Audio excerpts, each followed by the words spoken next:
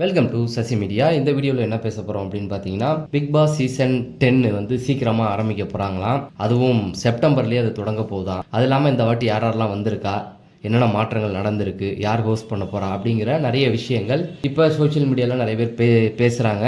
என்கிட்டயும் நிறைய பேர் வந்து கமெண்ட் செக்ஷனில் கேள்வி கேட்டீங்க. போன சீசனில் இருக்கவங்க யார் யார் என்ன பண்ணுறா, இந்த சீசன் யார் யார் வரப்போகிறா, இப்படி நிறைய கேள்விகள்லாம் கேட்டிருக்கீங்க.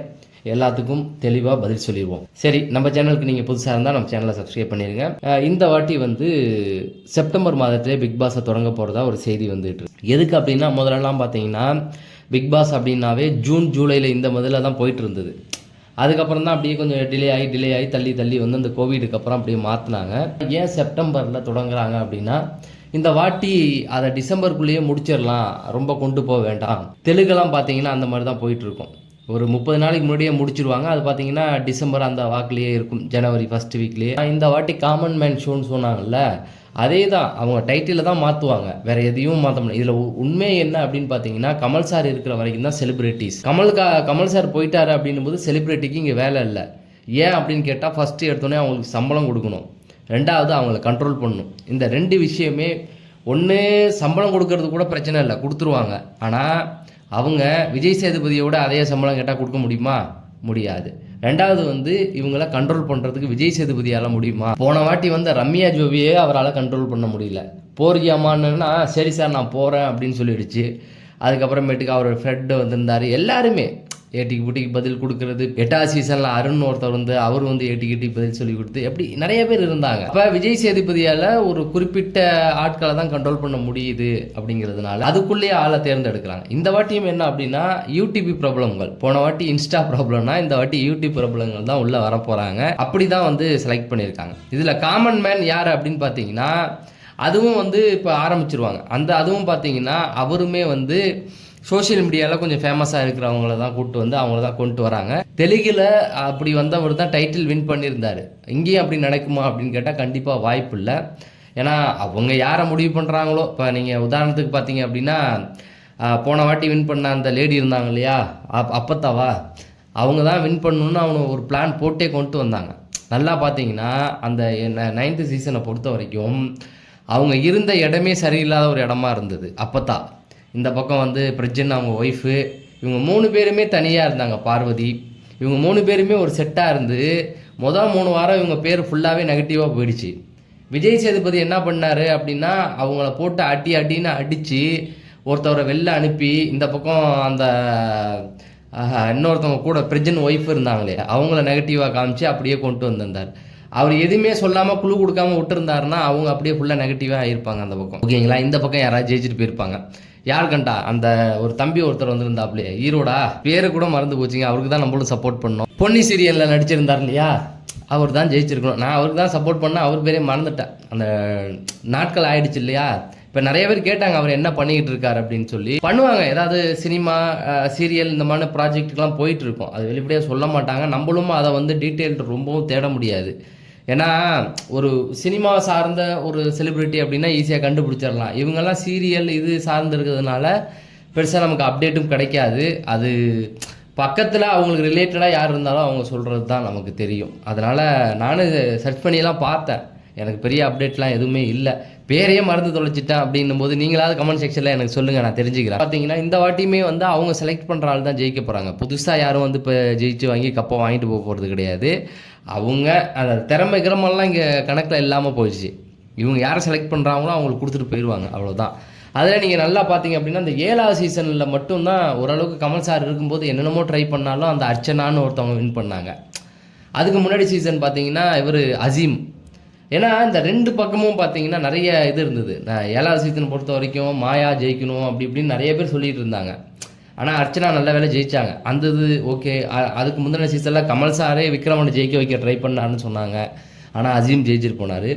அதெல்லாம் ஒரு சீசனில் நடந்தது. ஆனால் அடுத்து வந்த சீசன்லாம் பார்த்தீங்கன்னா இவங்களே ஆளை செலக்ட் பண்ணி தான் அனுப்புகிறாங்க. அதே நேரத்தில் இன்னொன்று பார்த்தீங்க அப்படின்னா, அந்த முட்டு கொடுக்குறதையும் நிறையா பண்ணிகிட்டு இருந்தாங்க. போன வாட்டிலாம் பார்த்தீங்கன்னா அந்த அரோராவெலாம் ரொம்ப முட்டு கொடுத்தாங்க. 9 வாரம் அந்த பொண்ணு அமைதியாக தான் இருந்தது. 9 வாரத்துக்கு அப்புறம் தான் ஏதோ பேச ஆரம்பித்தாங்க. பாயிண்ட் எடுத்து பேசுகிறாங்கன்னு அதை திரும்ப சொல்ல வச்சு டிக்கெட்டு ஃபினாலே வின் பண்ண வச்சு அவங்க ஒரு ஸ்ட்ராங்கான கண்டஸ்டன்ட்னு நம்மளையே நம்ப வச்சு இந்த மாதிரி வேலைகளையும் பார்த்து விட்டுக்கிட்டு தான் இருக்காங்க. கடைசியில் அவங்க தான் கப்பு வாங்க போகிறாங்கன்னு அந்த அரோரா பேரையும் சொல்லி இப்படியே தான் போயிட்டுருக்கு. நான் இன்ன வரைக்கும் போன வாரம் சப்போர்ட் பண்ணால் அவர் பேரை மறந்து தொலைச்சிட்டேன் பாருங்க. என் வாயிலேயே அது பேர் வரல. நானே யோசிச்சுக்கிட்டே தான் பேசுகிறேன், அவர் பேர் வரல. கண்டிப்பாக நீங்கள் வந்து சொல்லுங்கள். நம்ம அவருக்கு தான் போன வாட்டி சப்போர்ட் பண்ணிக்கிட்டு இருந்தோம். ரன்னராக வந்தார் இல்லையா, பொன்னியின் தான் ஞாபகம் வருது, பேர் வரல. சரி, இந்த வீடியோ முடிக்கிறதுக்குள்ளே ஞாபகம் வந்தால் சொல்கிறேன், இல்லை நீங்கள் கமெண்ட் செக்ஷனில் சொல்லுங்கள். சரி, இந்த மாதிரியான கூத்துக்கள்லாம் போயிட்டு இருந்தது. அது என்ன சொல்கிறேன்னா, அடுத்த வாட்டி சீசன் 10லேயாவது இந்த மாதிரி இல்லாமல் பார்க்கணும் அப்படிங்கிற ஒரு முயற்சி எடுத்திருக்கதா சொல்கிறாங்க. அதனால தான் இவ்வளோ விஷயங்கள் உங்கள்கிட்ட கொட்டி தீர்த்தேன். இந்த வாட்டி வந்து ஓரளவுக்கு கூட்டு வர ஒவ்வொருத்தரும் டான்தாங்க அப்படிங்கிற மாதிரி தான் பில்டப் கொடுக்குறாங்க.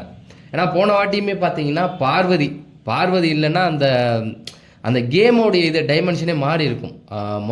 அந்த 3-4 வாரம் கொஞ்சம் அமைதியானாங்க. அதுக்கப்புறம் அவங்க தான் கொண்டு போனாங்க. அந்த பக்கம் வாட்டர் மில்லன் இல்லைனாலும் கேம் இல்லை. 2 வாரம் 3 வாரம் அவர் தான் கண்டென்ட். அவர் தான் அந்த ஃபஸ்ட்டு ஓப்பனர்னு சொல்லுவாங்கள்ல, நல்லா கொண்டு போனார், ஹைப் ஏற்றி விட்டார். ஓகேங்களா, லாஸ்ட்டும் வந்து கரெக்டாக கனெக்ட் பண்ணி விட்டார். அந்த ஃபஸ்ட்டும் லாஸ்ட்டும் ஃபினிஷிங் அவர் தான் கொடுத்தாரு. அதுக்கப்புறம் பார்வதி கொண்டு போனால் அப்படி நிறைய பேர் ஒவ்வொரு கட்டத்தை. அதுக்கப்புறம் தான் சபரி, அப்பா அவர் பேர் நாமம் வந்துடுச்சுங்க, சபரி எழுந்தாப்புல. என்னென்னா ஒரு 2 வாரம் நல்ல ஆட்டம் தொடங்கினாப்புல, அதுக்கப்புறம் அப்படியே அடித்து உட்கார வச்சிட்டாங்க. அதுக்கப்புறம் ஒரு 3-4 வாரம் அமைதியாக உட்காந்துட்டாப்புல. அதுக்கப்புறம் தான் எழுந்தாப்புல சொல்கிறேன் தொடர்ந்து. அப்புறம் இன்னொருத்தர் ஏஞ்சார்ல விக்ரம், ஒரு 6வது 7வது வாரத்துக்கு அப்புறம் ஏஞ்சி ஒரு ஆட்டம் காமிச்சா. ஒரு 2-3 வாரம் அவருடைய ஆட்டம் நல்லா இருந்தது. எதுக்கு சொல்கிறேன்னா, போன வாட்டி வந்து ஒரு குறிப்பிட்ட சிலர் அப்படியே கொஞ்சம் கேமை ஒவ்வொரு வாரமும் ஒரு 2 வாரத்துக்கு 2 பேர் கொண்டு போன மாதிரி அப்படியே போணுச்சு. ஆனால் இந்த வாட்டி எல்லாருமே கேமை கொண்டு போக மாதிரி ஆள் தான் செலக்ட் பண்ணியிருக்காங்களாம். ஏன்னா அந்த கேமில் என்ன சொல்லிட்டு வருவாங்கன்னா, நான்லாம் வேறு மாதிரி சம்பவம் பண்ணுவாங்க அப்படின்னு சொல்லிட்டு வந்துட்டு வீட்டுக்குள்ளே வந்து மிச்சர் தும்பானுங்க. போன வாட்டி என்ன பண்ணிட்டாங்க அப்படின்னா, ஒரு சில தப்பும் பண்ணாங்களே. அந்த கொரியன் பாய் ஒருத்தன் வந்திருந்தான் பாருங்க, அவன் வந்த வாரம் செம்மையாக அமைதியாக தான் இருந்தான்.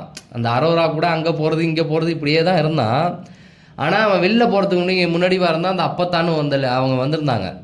அந்த வாரம் தான் அவங்கக்கிட்ட ஃபயர் விட்டுட்டு இருந்தான். அந்த வாரமே தூக்கிட்டாங்க. இவனுக்கு என்ன பண்ணுவானுங்க அப்படின்னு பார்த்தீங்கன்னா, ஒரு வாரம் நல்லா பர்ஃபார்ம் பண்ணி நல்லா மேலே வருவான், அந்த வாரம் பார்த்தா அவனை தூக்குவாங்க. விட்டுருந்தா கேம் மாறி இருக்கும். பிரஜினியுமே அப்படி தான் நெகட்டிவாக பேர் இருந்தவர் அந்த போலீஸ் வேஷம் போட்டு அந்த வாரம் வந்து அந்த ஜுவல்லரியை நல்லா சூப்பராக காப்பாற்றினார். அந்த வாரம் அப்படியே விட்டுருந்தா அடுத்த வாரம் கேம் அடுத்த லெவலுக்கு போவாங்க.